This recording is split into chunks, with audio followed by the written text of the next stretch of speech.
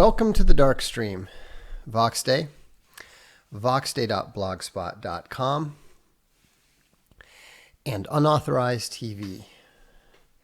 Tonight I'm talking about the seventh rule of Jordanetics, which I describe as the self-crucifixion of the crazy Christ. And what we're referring to here, of course, is Jordan Peterson's Christ complex.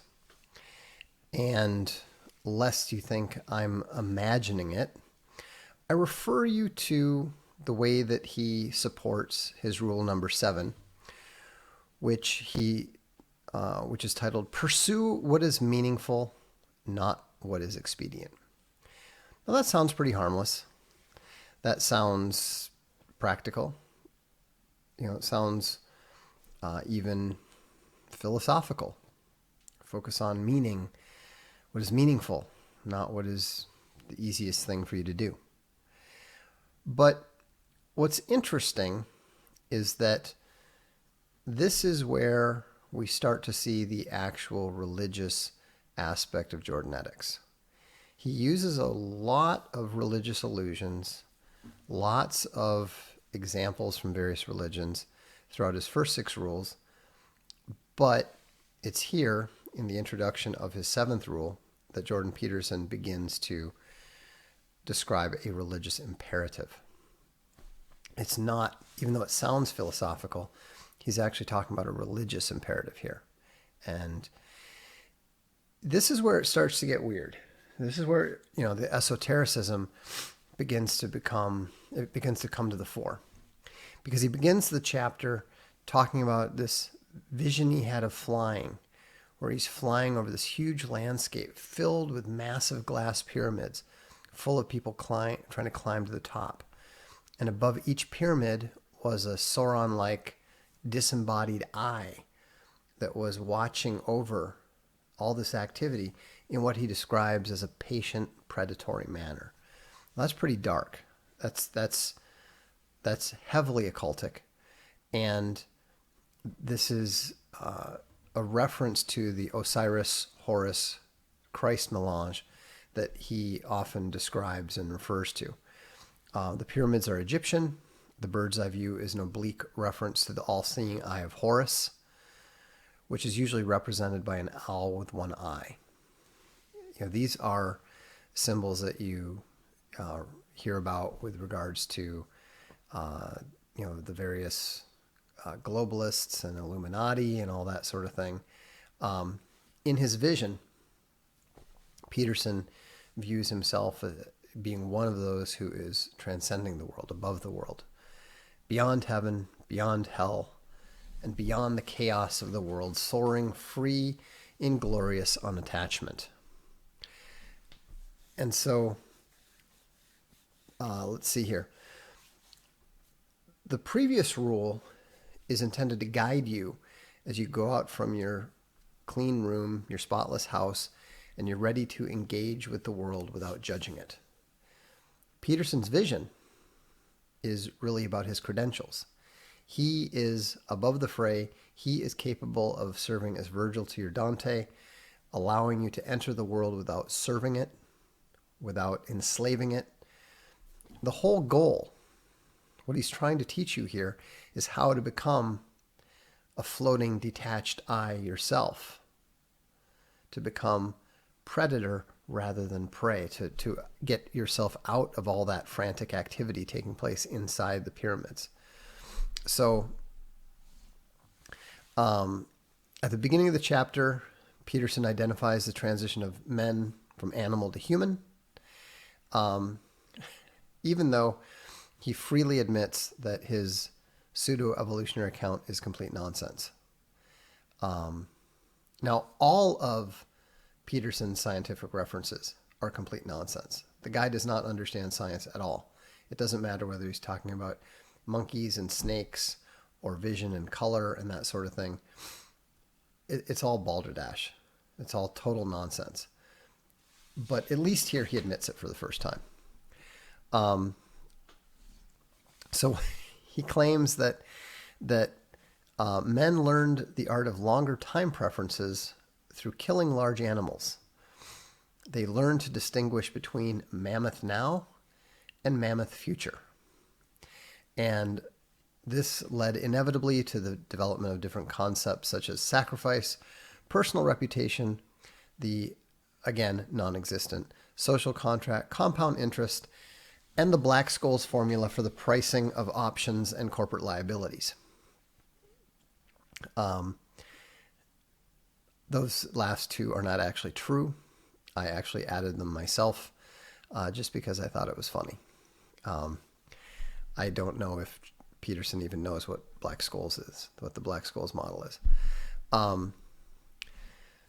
So anyhow, what the purpose of the seventh rule is it instructs the reader on the correct socio-spiritual course that he should be taking once he has found his place in the middle of the pack, ditched his former friends that were keeping him down, and has somehow managed to avoid the temptation to become a tyrant himself. Anyhow, we're back into the snakes here.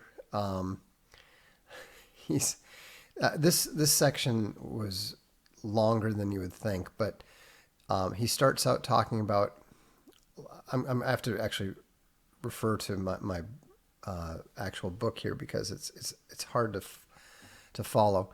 He wonders if human vision was an evolutionary adaptation that resulted from the necessity of detecting snakes, and then he theorizes that this adaptation, which didn't actually take place the way that he describes, could explain the way that the Virgin Mary was depicted during the Renaissance.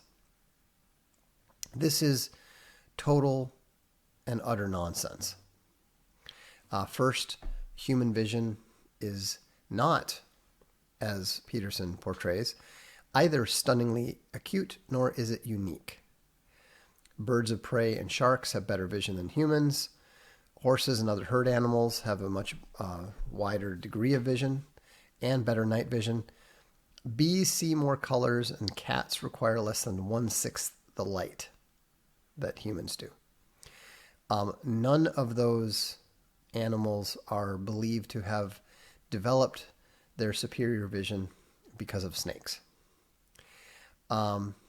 Second, this is funny too.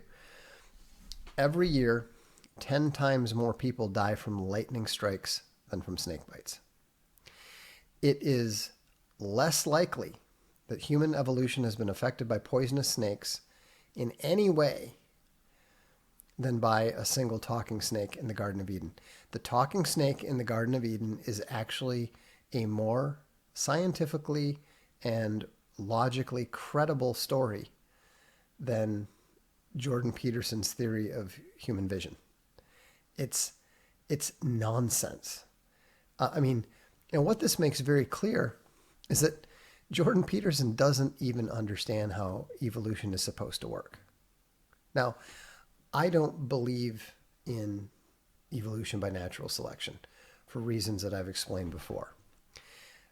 But I do understand how the theory is supposed to work. And it doesn't work the way that Jordan Peterson clearly thinks it is. So, Peterson then goes into a similarly nonsensical theory concerning fruit and the human ability to see color.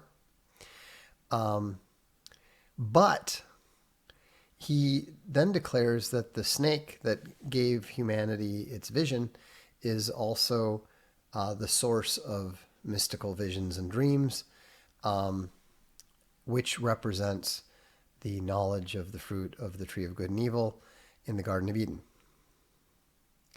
If this is beginning to sound incoherent to you, let me assure you that it is.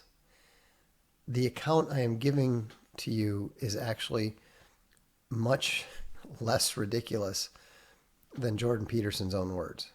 I mean, this chapter, more than any other, is the one that just convinces you that Peterson has no idea what he's talking about, because then he tries to explain that the story of Cain murdering his brother Abel is an abstract precursor of Jesus's 40 days in the wilderness and subsequent temptation by the devil. This makes no sense. No sense at all. But this is where Peterson makes what appears to be his most direct statement on religion. No tree can grow to heaven, adds the ever-terrifying Carl Gustav Jung, psychoanalyst extraordinaire, unless its roots reach down to hell. Such a statement should give everyone who encounters it pause. There was no possibility for movement upward, in that great psychiatrist's deeply considered opinion, without a corresponding move down. It is for this reason that enlightenment is so rare. Again, we're back at the balance. And this isn't serious psychology. This isn't serious theology. This is bad 60s rock lyrics. You can't go to heaven if you don't raise a little hell. I mean, it's total nonsense. And so, anyhow, Peterson gets Jesus Christ all wrong. Instead of being a sinless scapegoat for all the sins of mankind, Peterson's Christ is a Crowley-esque all-sinner to whom nothing is alien and no sinful act is unknown. And this is why we know Jordan Peterson is an occultist. The Gnostics, the Cathars, the Sophists, the Crowley, the Crowley and his Satanists, they all believed in salvation through sin, which is totally anti-Christian, literally of the Antichrist. And so, and that's what he's advocating. Let's see here. Anyhow, Peterson goes into more about as above, so below, which is a bit of a cultic ritual. We go through and compare the esotericism of Jung, Crowley, and L. Ron Hubbard, all of which have a lot in common with Peterson's 12-rule path. And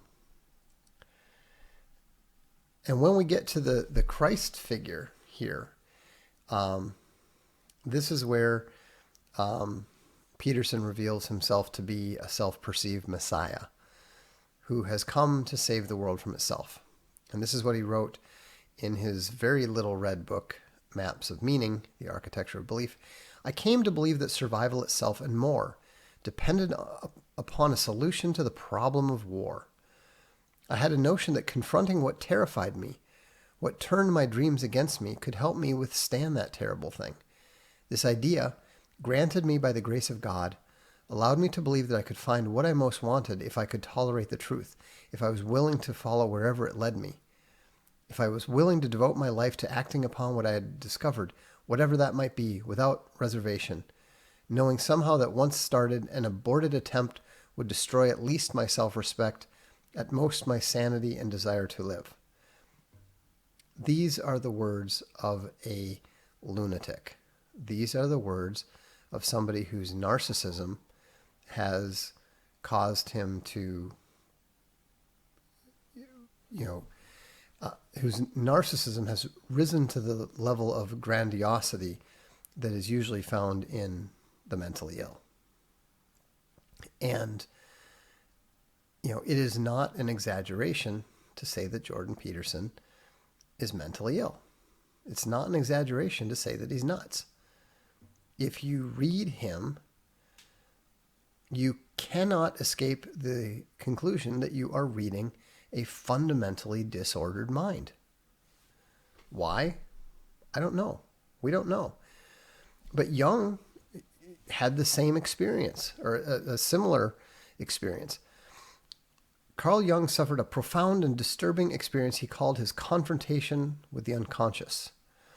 He described himself as being menaced by a psychosis, while at other times he believed himself to be caught up in the throes of schizophrenia. He began inducing hallucinations through drugs and meditations and recorded his experiences. And it's really interesting to read. There's an account from Harper's, May 1931, and it's almost sounds like a description of Jordan Peterson entering a room and how he approaches an audience. I don't know if Peterson is intentionally patterning his stage presence on what he's read of Jung, but it would appear to be very, very similar. And so Peterson also follows Jung in portraying Jesus Christ as a symbolic avatar. He doesn't believe Jesus Christ is an actual man, much less the Son of God who came to die for our sins, to pay the price for our sins. And so, but Peterson does directly compare himself to Jesus Christ. At one point he writes, Christ takes a different path. His sojourn in the desert is the dark night of the soul.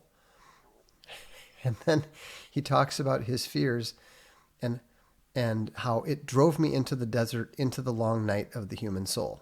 He's directly comparing himself to Christ. He considers himself to be a Christ figure, an avatar. You know, what he is showing himself to the reader as a visionary Christ figure who is capable of saving man from material destruction and war. You know, this is not indicative of any sort of useful path for anyone who's sane. Not even remotely. And then he writes, this is not to say that Christianity, even in its incompletely realized form, was a failure. Quite the contrary. Christianity achieved the well-nigh impossible. The Christian doctrine elevated the individual soul, placing slave and master and commoner and nobleman alike on the same metaphysical footing, rendering them equal before God and the law. So that's it. Christianity is just another bridge to equality. But the important thing here is that Peterson believes Christianity to be obsolete. It has served its purpose. And he believes that he is bringing the next step. He is teaching the antidote to both chaos and order, which is the transcendent religion of the balance, where heaven cannot be gained without experiencing the agonies of hell.